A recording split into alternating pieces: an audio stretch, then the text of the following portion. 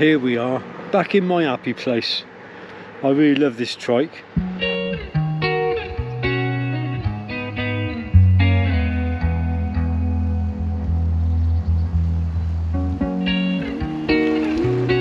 Well, I'm just heading out. No specific plans where I'm going to, just a bit of exercise. I try to go out, whether it's on a trike or a bike, at least 3 or 4 times a week. And as we're getting more towards winter conditions, obviously it's getting harder to get the time to go out, but I'd like to do, if I can, a minimum of 80 to 100 miles a week, whether that be on a trike or a bike. But on this video I think I'd like to show you, a few of you, a bit more. Some of you have asked about the trike and you want to know how it works, so I haven't really showed it in great detail, so I thought this video I'd show you in a bit more detail how the trike works and the benefits that I see of a trike over a bike, having now ridden it for over 800 miles. Let's get somewhere nice.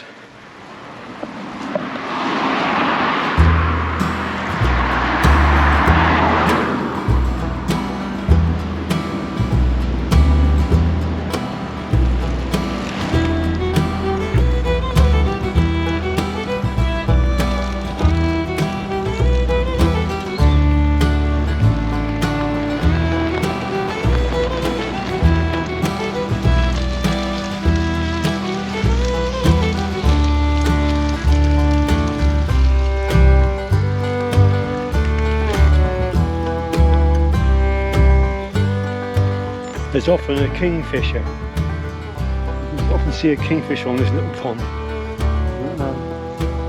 I guess if I waited here long enough, he'd probably turn up.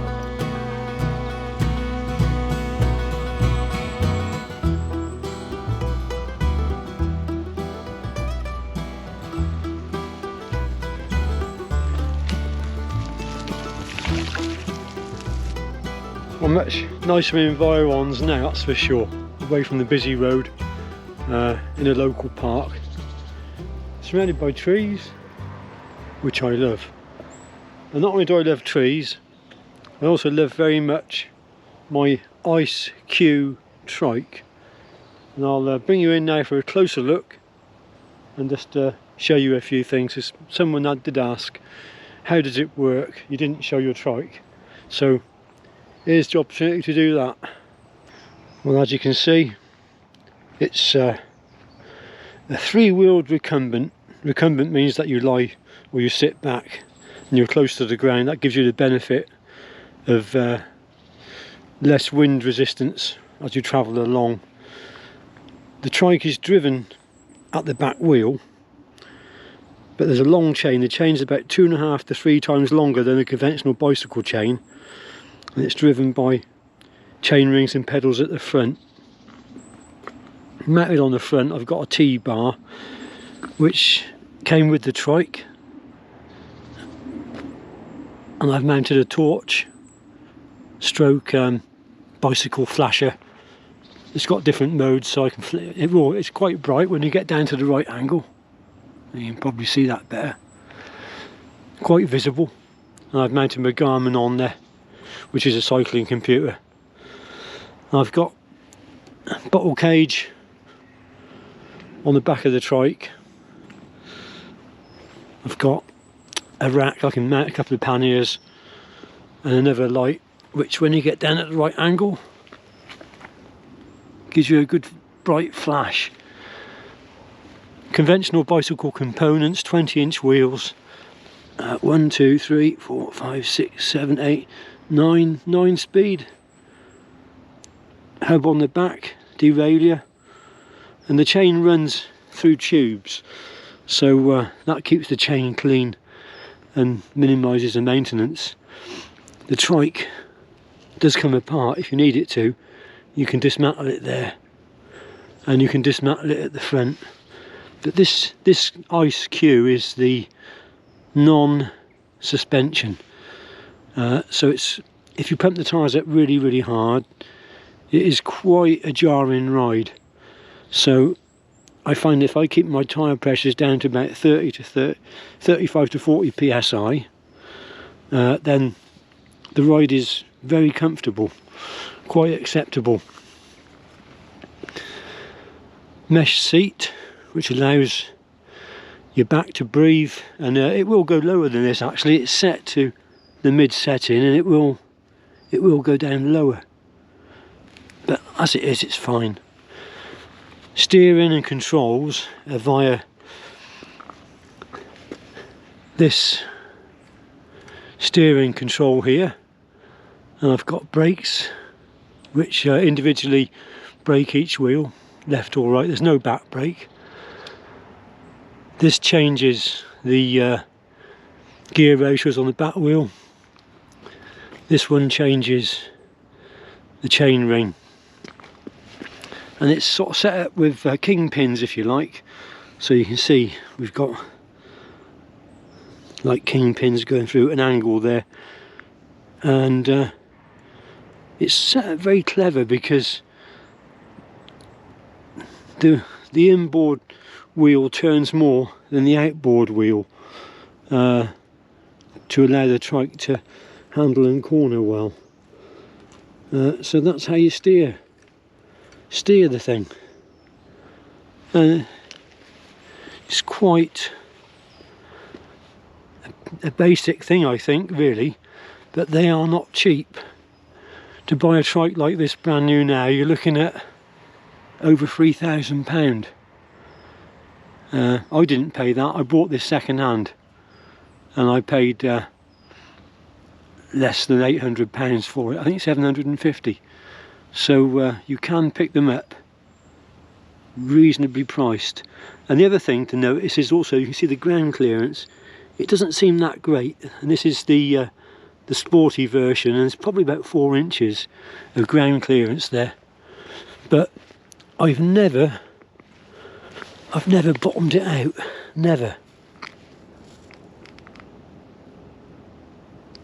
Whilst I think about it, I also did fit Schwalbe Marathon belt guarded tyres. I think these are 20 by 150, and as I say, they're running at around about sort of 30 to 35 psi, and that seems optimum. Anything above 40 and the ride does start to become a little bit jarring, I find, unless you're on really smooth tarmac. So out of all my bicycles, I've got several bicycles, let's say out of all my pedalling machinery, this trike is the one that I love the most. If I could ride it all the time, I would, but obviously it won't do the things that a bicycle will do. Namely, if I want to go off-road or down single tracks, then this is the wrong machine for that. So the biggest thing about it, God, it's flooded. We've had a lot of rain, and everything's flooded recently. Look at that, look.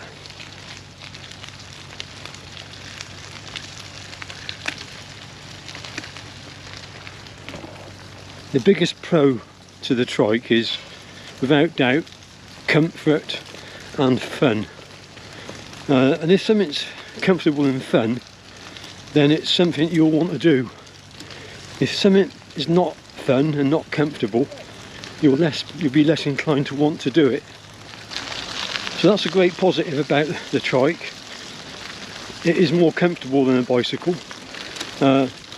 In many ways it's safer than a bicycle, because you've got 3 wheels, 3 points of contact, and it's not impossible to fall off of it, but you've got to try damn hard to fall off of it. You can climb hills very slowly, come to a grinding halt, and just like here for example, stop to admire the view.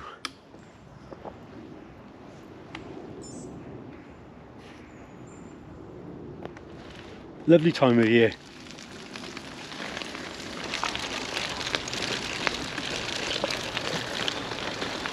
So I'm now pedalling along Kingsdown Lane, one of my favourite little tracks that I like to cycle along. And the other thing which crops up a lot in comments is, that's not for me, being low down the cars won't see you. And I got to admit that even though I've covered, well, probably close on 900 miles actually, I'm still a little cautious and aware of when I'm cycling in traffic on busy roads. So try to avoid them at all costs. Try to pick the path less pedalled, but that's not always so easy to do. And sometimes you've got to go on the road system. I still feel in the back of my mind that it's a little risky, but with the lights, with the fluorescent top, I've made myself as visible as possible. And my friend Charles, he's I think he must have ridden 30,000 miles on his trike in the last 5 years, and he says that he's never had any issues. He's never had any close calls, and he's not afraid to use the busier roads either. He has had some run-ins though, apparently.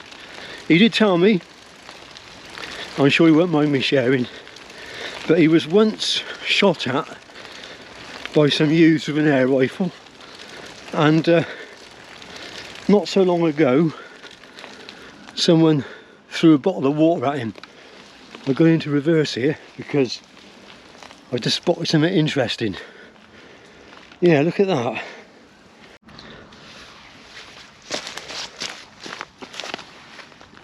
We've had so much rain and the phone guy's really come out. I'm not going to disturb it, but that's an edible one, I'd say. I'd eat that one. Anyway, we'll leave it be.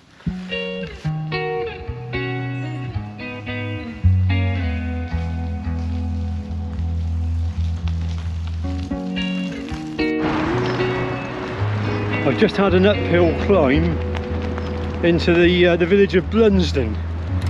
Now what this means is that where there's an uphill, there's often a downhill, and in this case we've got Blunsdon Hill, which is a good steep downhill.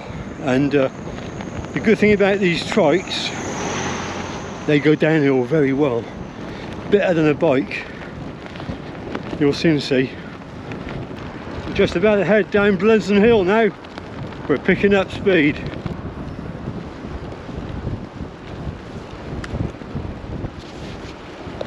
Put it in a tall gear.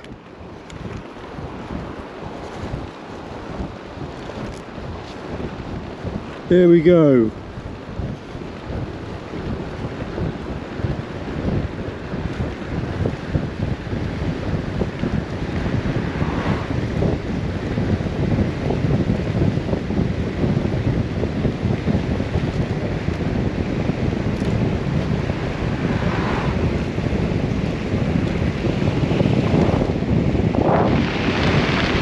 What's wrong with that?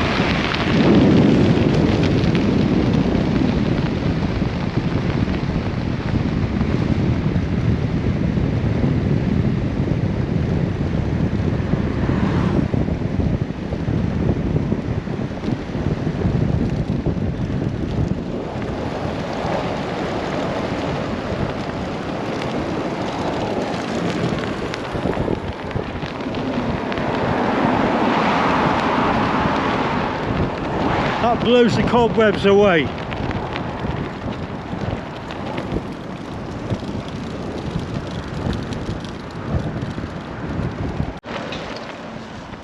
I'm not out to sell you a trike, up to you what you do with your money, but as we get older, some of us develop a few ailments like balance issues, aches and pains, bad back, etc. And it's really important to keep your exercise levels up. In fact, the older you get, I think the harder you got to try. It's a battle you're never going to win in the end. We all lose, but something tells me I've just got to get my exercise in. If I miss a couple of days where I've not been out on a bike or I've not done anything strenuous, my body sort of starts to tell me I need to do something about it. I'm lucky, I'm 62, or 62 in a few days' time, and I don't take any pharmaceutical medication at all.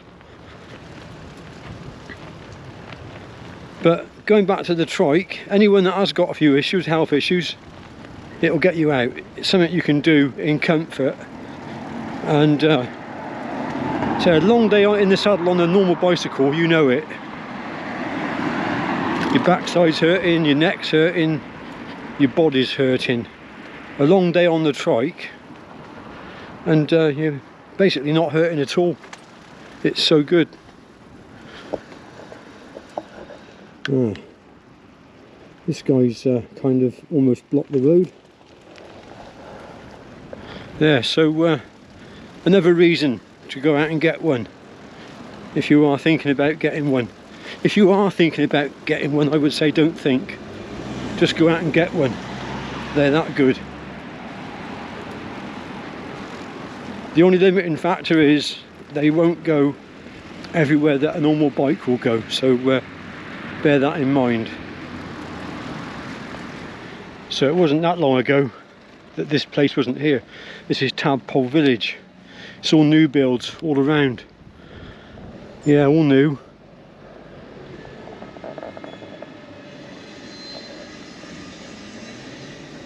It's only been here for a couple of years, but that tree there, look, was once in the middle of a field. Been here a lot longer than the buildings, that's for sure.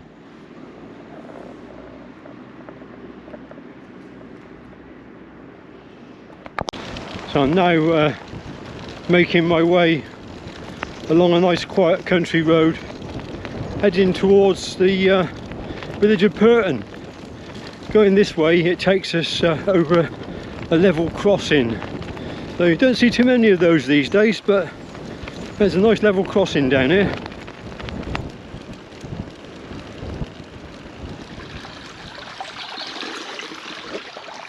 Did I say we had a lot of rain recently? Yeah, terrible. It's running off the fields.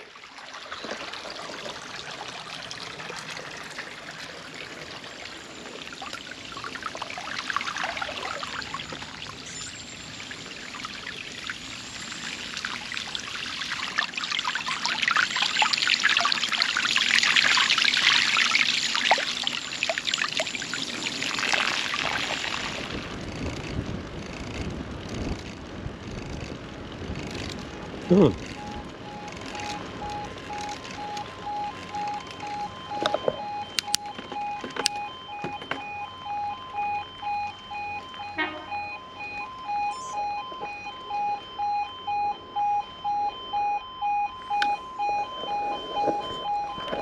There's a train coming.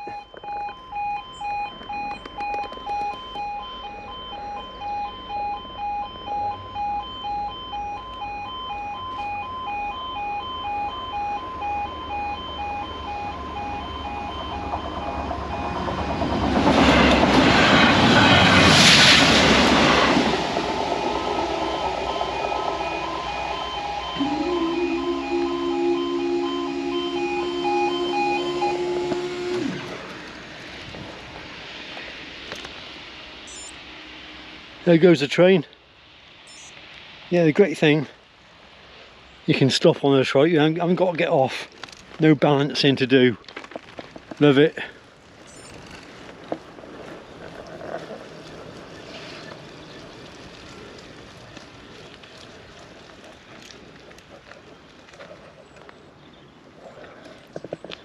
I wonder what they make of the trike. Well, I just travelled through the village of Purton and now just leaving Paving Hill, which is behind me, another little part of Purton called Paving Hill. Leaving that behind me and I'm heading out in the direction of Wootton Bassett. But I'm going to skirt down past a place called Lydiard Park and pick up the Old Town Railway, I think, and do a big circumnavigation of Swindon.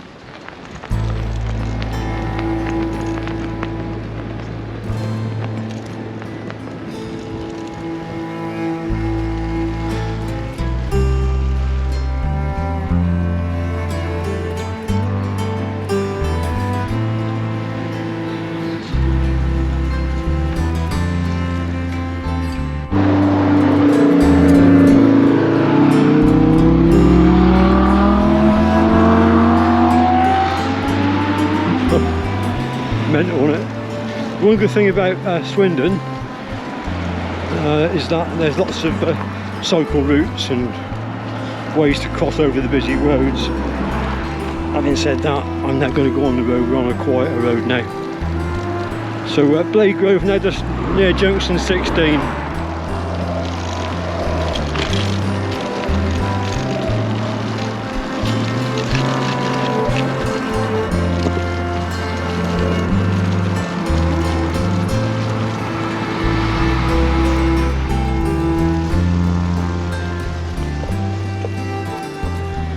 What's at this point of the ride that we join with the old railway line, now defunct of course. I think the last steam train to run along this line was back in the early 1960s. Yeah, anyway, it makes a wonderful cycle route. It takes us up past High Swindon, the old town, and then we'll head up down towards Cote.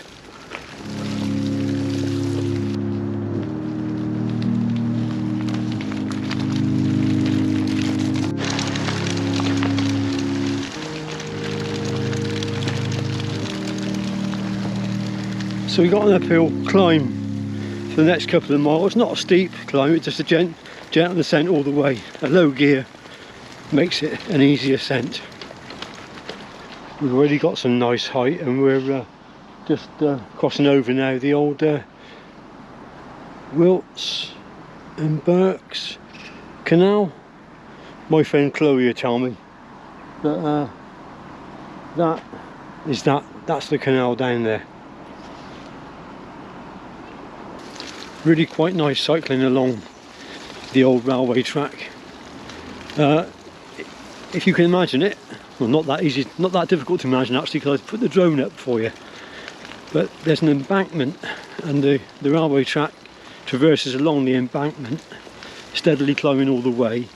And on the left there's the rather large village now of Rawton, and we're heading in a kind of an easterly direction, I suppose, and you can see in the distance the beautiful Liddington Hill. I'm making my way towards there, not actually going to go there, but I won't be too far away from it on this route. Anyway, yeah, let's head along.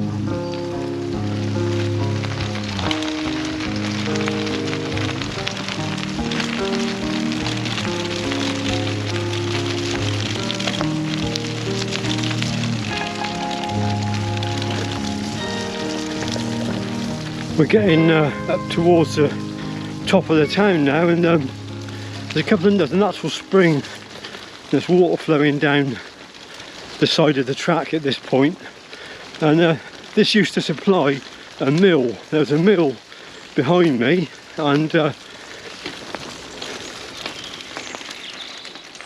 look at it, it's almost like a microclimate. Really quite beautiful. Yeah, there was a mill behind me, and when we get to the top of the hill and we go down the other side, there was a mill the other side as well. And at the time, in the early days of High Swindon, it had its population remained fairly stable at around about 700 for the best part of a millennium, only really expanding with the advent of the railway, when Isambard Kingdom Brunel decided to set up shop here. Here's one of the railway bridges.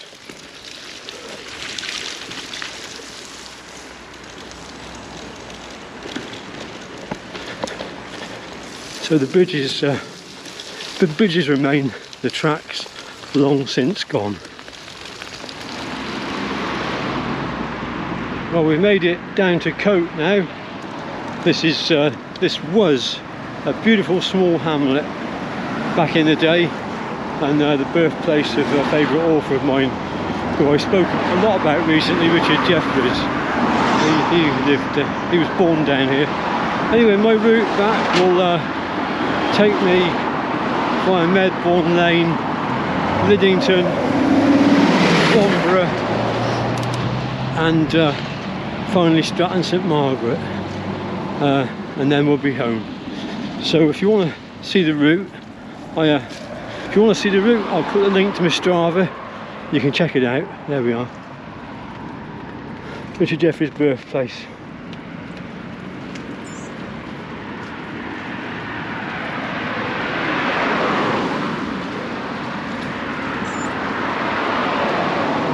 Pay the man some homage, and then anyway, as I put the link to the Strava, you can check the route out. If you're local, by all means have a go at following it if you like.